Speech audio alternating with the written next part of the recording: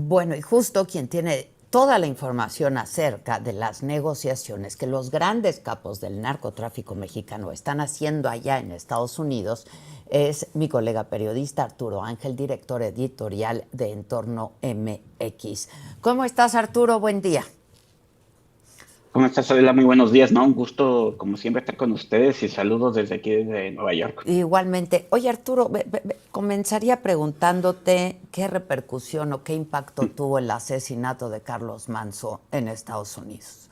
No, interesante, ¿no? Te diría que desde el fin de semana, Adela, eh, prácticamente todos los medios en Estados Unidos dieron difusión a esa información sobre el asesinato, pero además destacando un dato muy importante, me parece, que es que era un alcalde, y así lo manejaron cadenas como Fox News, el New York Post, la CBS, etcétera, que era un alcalde que había decidido enfrentar a los criminales abiertamente, ¿no? Entonces, varios medios estadounidenses no solamente reportaron el asesinato en una plaza en pleno acto público del alcalde Carlos Manso, sino que además señalaban que era el asesinato de un alcalde que había decidido enfrentar a los criminales. Y esto es importante porque no es un secreto, Adela, aquí en Estados Unidos, pues se viene tejiendo o se viene manejando cada vez de manera más frecuente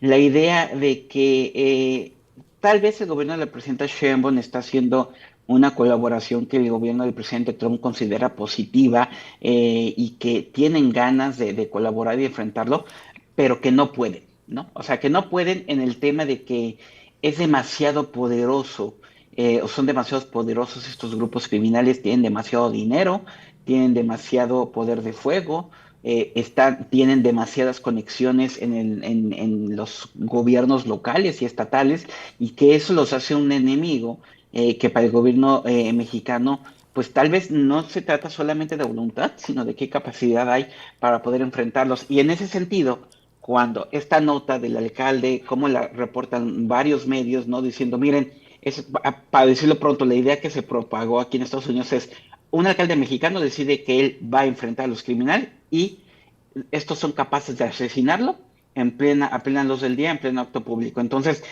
contribuye a estas narrativas, sobre todo de los medios más conservadores, Adela, que son los medios a los que sobre todo les pone mucha atención la Casa Blanca, de que tal vez va más allá de un tema de solo voluntad y es un tema de capacidades. Y en ese sentido, fíjate que coincidió esta noticia del alcalde con un reportaje que publicó NBC en exclusiva, donde ellos tuvieron acceso a un plan que además dicen que lo confirmaron con dos fuentes de la Casa Blanca y dos del Pentágono, un plan que ya tiene listo el gobierno del presidente Trump, pues para implementar dos líneas de acción en México, operativos con fuerzas especiales para destruir o tanto asesinar tanto a jefes criminales como destruir instalaciones de los cárteles, y operativos encubiertos con agentes de la CIA, pues para reunir inteligencia, ¿no? Fue un reportaje que ayer a la vocera de la Casa Blanca le preguntaron sobre él, ¿no? A la señora Kristen Lewitt, y la vocera no lo desmintió, solamente dijo que ella no iba a hacer referencia en conferencias públicas a tareas y a acciones que tienen que ver con el asunto de seguridad. También se lo preguntaron a la presidenta Sheinbaum ayer y ella dijo eso no va a pasar, sería violar la soberanía de México, etcétera. Pero bueno, más allá de que México dice que no va a pasar, lo que sí está ocurriendo de este lado es que se habla de estas estrategias, se habla de estas planificaciones y la retórica que se origina a partir de asesinatos como el de Carlos Manzo Adela, pues son campo fértil para que estos discursos pues vayan cobrando mayor fuerza de que México, más allá de voluntad, que a lo mejor la presidenta Sheinbaum está haciendo un buen trabajo, como ayer mismo lo dijo la vocera de la Casa Blanca, es un tema pero pueden con el problema, y es ahí donde el gobierno del presidente Trump está valorando sus opciones. Sí, ahora, este mismo reportaje o estas mismas trascendidos de la NBC dicen que iniciaron los entrenamientos, pero que no es inminente el Uh -huh. despliegue y que no se ha tomado una decisión al respecto. Pero pues si ya están entrenando, ¿no? Exactamente. Es que Soldados para el...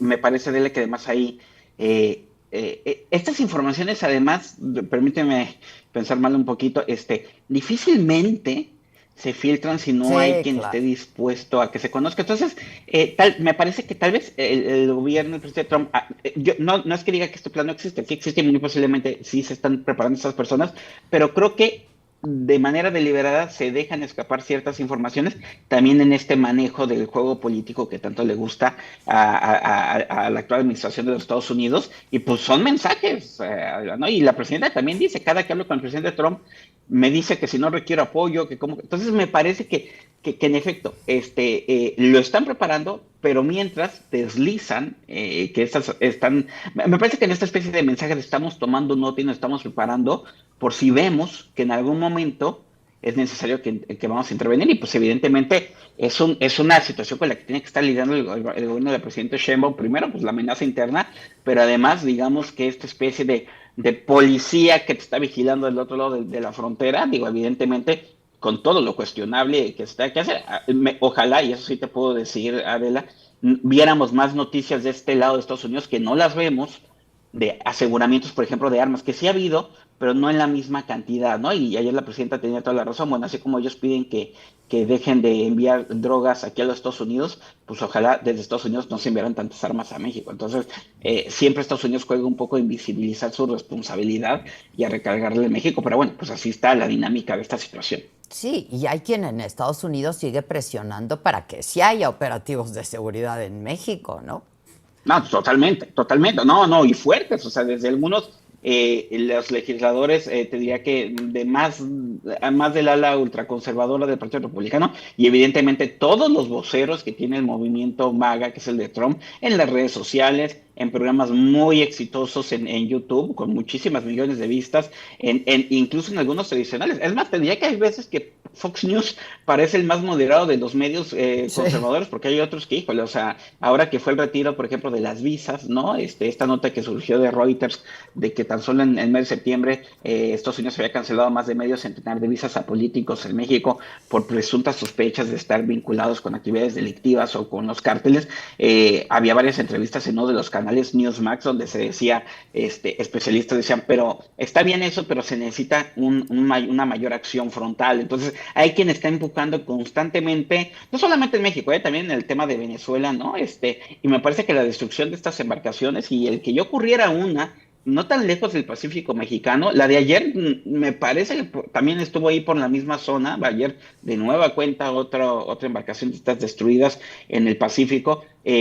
Como sea, sí va mostrando que el gobierno del presidente Trump está dispuesto a ejecutar ciertas cosas, pero a la par está este discurso presionando y presionando de queremos ver más acción, que es necesario una mayor fuerza, y de nueva cuenta, el que ocurra un asesinato, casi que un magnicidio como el que fue de este alcalde, pues enciende y nutre muchísimo las narrativas en el tema de que México prácticamente necesita ser rescatado por estas fuerzas estadounidenses. Parece complejo realmente de todas maneras que pudiera suceder algo así, Adela, porque sí creo que una ventaja que tiene México, a diferencia, por ejemplo, de la situación de Venezuela o de Colombia, es que me parece que el gobierno de la presidenta Sheinbaum ha sabido mantener los diálogos, los canales de comunicación abiertos con Estados Unidos, y están mandando señales, pues, de detenciones, de aseguramientos, de operativos, más allá del revés que sí significa el episodio de Uruapan, Michoacán, que además viene ligado con el asesinato del empresario, que también había denunciado las extorsiones y que también fue una situación que se divulgó aquí en los Estados Unidos con fuerza, el homicidio de este limonero que se había atrevido a denunciar las extorsiones que se padecen, a ver. Sí, y bueno, por otro lado, ayer hubo elecciones en Estados Unidos, no le fue muy bien a Trump, ¿no? No, mira, y yo diría que en una de esas no le fue muy bien a algunos sectores del Partido Demócrata, porque déjame Demócrata decirte que lo de el efecto de Zoran Mandami es un shock, Adela. Es de decir, Nueva York, sí, claro. sí, sí, totalmente, totalmente, porque mira, Zoran Mandami, su principal competidor, evidentemente no fue un republicano, Adela, porque Nueva York es una ciudad, tú lo sabes, pues predominantemente demócrata. Aquí los republicanos, más allá de uno de los 5 condados, que es el de Staten Island, donde tradicionalmente son conservadores, pero Brooklyn, el Bronx, Queens y evidentemente Manhattan son bastiones demócratas. El principal rival de Zoran Mamdani fue el señor Andrew Cuomo, que es un demócrata del mero establishment demócrata, Sí, que sí. fue gobernador del estado de Nueva York, pero que perdió la primaria demócrata con Zoran Mamdani, que dijo, bueno, pues entonces me voy por la vía independiente, ¿no? Pero aún así, pues prácticamente de acuerdo, digo, faltan los resultados finales, pero ahorita ya hay la clara percepción de que obtuvo más de 1 millón de votos Mamdani. Hubo una votación de más de 2 millones de personas, lo cual además es la mayor participación en 30 años en votaciones aquí en Nueva York, lo que te evidencia el entusiasmo que había por uno de los candidatos, y prácticamente son 10 puntos los que le saca Mamdani, que se asume y declara socialista, ¿no? Una palabra que incomoda a los Mucho, hace estadounidenses, mucho ¿no? ruido ahí, sí, Mucho claro. ruido, y se presta para que figuras como Trump, casi que él dicen es comunista, como si fuera eso sinónimo, ¿no? Y que está son términos muy criticados aquí en Estados Unidos, pero con todo y que se asume como socialista Mamdani de este grupo, por ejemplo, del legislador Bernie Sanders, que también ha dicho que es socialista y que siempre han sido minoría en el Partido Demócrata. O sea, es esta minoría demócrata más progresista, más socialista, la que triunfa en Nueva York, y pues ahora mete también primero de entrada, Nueva York, evidentemente hay una sensación de júbilo en ese sentido, porque pues además el discurso de Mamdani allá en la noche fue muy claro, o sea, hacia el presidente Trump, de esta es una ciudad de migrantes,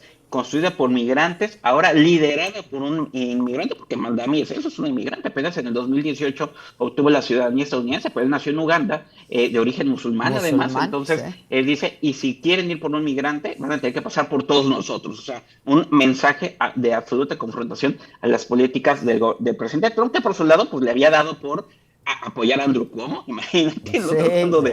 de amenazar con que van a recortar fondos federales para Nueva York. Entonces, en esas estamos, pero para el Partido Demócrata viene ahora un análisis muy interesante, pues en el tema, porque ayer también obtuvieron victorias en Nueva Jersey y en Virginia con Ujú. candidatas demócratas más de Mu- establishment, de centro. Entonces creo que Mujeres, la pregunta sí. para los demócratas va a ser qué tipo de perfil quieren para la siguiente elección presidencial, Adela.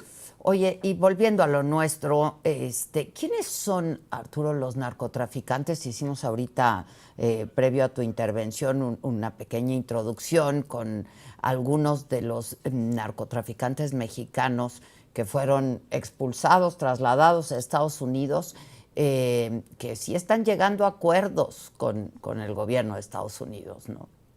Sí, mira, a ver, justo hicimos recordemos que desde el año pasado ya habían comenzado, bueno, se había dado la extradición de Ovidio Guzmán, ¿no? Uno de los hijos del Chapo, y luego vino Joaquín Guzmán López, que se entregó este año, bueno, el año pasado, y se llevó al Mayo Zambada, desatando la violencia que ya hemos visto en Sinaloa, ¿no? Y luego todas las personas que ha decidido expulsar México a lo largo de este año, también hacia los Estados Unidos. Bueno, identificamos a los 15 que acumulan los delitos más graves, o que el perfil criminal es el más alto, Adela, y pues nos encontramos con que en 9 casos o ya aceptaron declararse culpables o están en vías de hacerlo. A ver, los que están más avanzados, recordémoslo, el caso de Ovidio Guzmán, quien en Chicago hace unos meses se declaró culpable y además aceptó convertirse en testigo colaborador, Adela. Ovidio Guzmán, pues veremos, el 9 de enero próximo conoceremos la sentencia que se le va a imponer, ¿no? Ya dentro de unos 2 meses más o menos, luego de que se declara culpable. Seguramente será una sentencia, no te diría que de poquitos años, pero seguro algo que le permitirá salir libre. Pues además, Ovidio Guzmán es una persona joven, ¿no? Y pues convertirse en un testigo colaborador de estrella. Tenemos el caso muy interesante de El Mayo Zambada. Ese apenas hace unas semanas también se declaró culpable aquí en Nueva York, Adela, en esta declaración donde además reconoció que por años ha sobornado a personas del ejército, a políticos en México, etcétera, etcétera. El Mayo Zambada, no, difícilmente él va a volver a salir libre. O sea, muy probablemente él va a recibir cadena Pero perpetua. negocia mejores condiciones, ¿no? Exactamente, que para él es importantísimo, por lo menos pasar sus últimos años no como está el Chapo García Luna, ¿no? Prácticamente encerrados en una prisión en el desierto. Entonces, esa calidad de vida más, me parece importante. Y aunque no queda una colaboración en el papel clara, sí nos han dicho las fuentes aquí en Estados Unidos, Adela, que muchas veces los mecanismos de colaboración no necesariamente quedan en los acuerdos, sino operan por vías alternas. Entonces, es evidente que Mayo Zambada tendría información que aportar. Su audiencia, pues para conocer su sentencia, será el próximo 13 de enero. Esos dos son los que ya en la corte dijeron, sí somos culpables, cambiamos nuestra declaración original de no culpabilidad y ya, prácticamente aceptamos perder sin ir a juicio y están en espera de sentencia. ¿Quiénes están negociando y podrían concretarse en las siguientes semanas o meses, Adela? Bueno, uno de los casos más adelantados es el del otro hijo del Chapo, Joaquín Guzmán López. Él tiene una audiencia el próximo 13 de noviembre, o sea, ya en unos días, en Chicago, el hermano menor de Ovidio, y es prácticamente un hecho, Adela, que, al igual que Ovidio, optará por volverse también testigo colaborador de los Estados Unidos. Entonces, ese tema está bastante adelantado. De hecho, esta audiencia de Joaquín Guzmán López, que recordemos, es el quien se llevó secuestrado al Mayo Zambada, claro.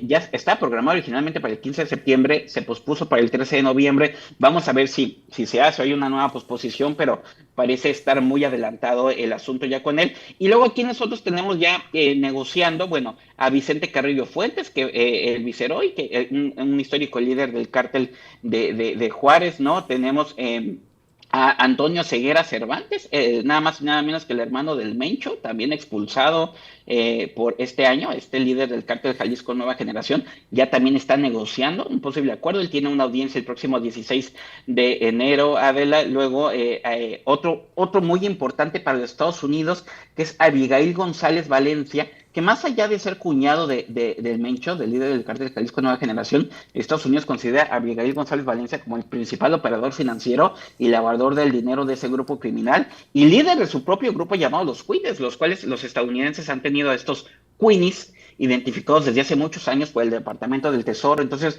para Estados Unidos, González Valencia es una figura importante tanto por lo que puede aportar información de las operaciones de lavado de dinero del cártel de Jalisco, las complicidades y todas las cuentas en paraísos fiscales que se puedan asegurar y pueda ser dinero que recupere Estados Unidos. González Valencia no quiere ir a juicio, ¿no? Porque además no quiere seguir la ruta que siguió el hijo del Mencho, que dijo, no, hace unos meses, el año pasado dijo, el Menchito dijo, yo sí voy a juicio, y pues ahí ya está enfrentando una cadena perpetua también siendo tan joven, ¿no? González Valencia tiene audiencia el 21 de enero. Jesús Guzmán Castro, que es un lugarteniente del cártel de Sinaloa, también está negociando. Eric Valencia Salazar, un fundador del cártel Jalisco, está en negociaciones. Y Carlos Salguero Vázquez, que es un hombre que tal vez no nos dice mucho, pero que es un empresario que también tiene acusaciones importantes porque Carlos Salguero Vázquez, que fue de los que expulsó México este año a Estados Unidos, Adela, Estados Unidos lo consideran como uno de los empresarios clave para las operaciones del cártel Jalisco Nueva Generación porque él tiene negocios de precursores químicos y se cree que a través de sus negocios se facilitaba el traslado de envío de precursores desde Asia hacia México para fabricar el fentanilo, ¿no? Entonces, son los que ya están en negociación. Y posiblemente estaremos viendo que ninguno de ellos llegue a juicio el siguiente año, Adela. ¿Quiénes todavía, si es que hay tiempo, te digo rápidamente, quiénes todavía no está claro que estén negociando y todavía están en una actitud de vamos a ver si nos vamos a juicio o no? Bueno, creo que destacan los líderes de los Zetas, Miguel Ángel y Omar Treviño Morales, ¿no? Ellos que siempre les ha gustado gastar muchos millones de dólares, Adela, en defenderse, ¿no? Sí. No, recordemos que en México estuvieron presos más de 12 años y no logró México extraditarlos y gastaron en abogados. Bueno, recordemos hace unos meses el escándalo de los abogados que querían ser, creo que uno quería ser juez, una cosa así. Bueno, eran abogados de estos Zetas. Aquí en Estados Unidos han contratado a más de 5 despachos distintos para representarlos. Entonces, los Treviño Morales están como con ganas de pelear o a lo mejor por lo menos llevar las cosas hasta un extremo donde algún tipo de acuerdo pudiera ocurrir, pero pues no, ese asunto está bastante entrampado en Washington. Y luego también destacaría, entre varios casos que todavía no está claro, el de Rafael Caro Quintero, Adela.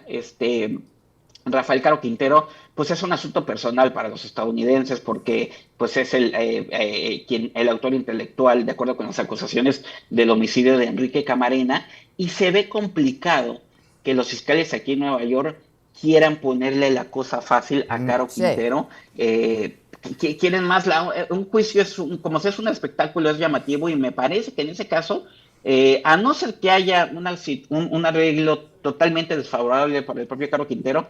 Hasta el momento los fiscales no han dado señales de que quieran negociar con él, el no ponerlo frente a un jurado y pues ahora sí que sacarle todos los testigos y todos los videos de la tortura camarena y volver eso un espectáculo. Sí, claro. Oye, Arturo, ahora, ¿qué podemos esperar de estas negociaciones? Porque la información que proporcionen, pues la va a usar Estados Unidos de manera muy estratégica, como acostumbra, ¿no?